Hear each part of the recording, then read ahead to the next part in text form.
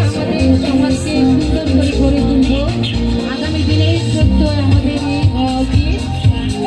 ধন্যবাদ ধন্যবাদ আমাদের প্রিয় শিক্ষার্থীদের, যারা অক্লান্ত পরিশ্রম করে তাদের এই ফ্যাশন শোটি উপস্থাপন করেছে।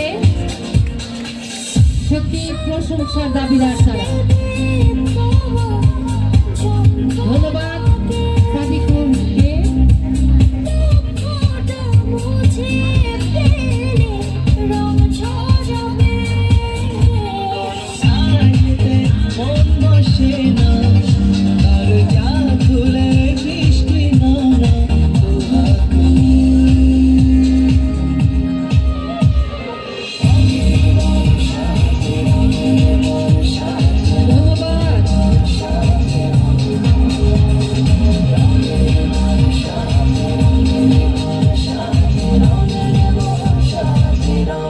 কে দিল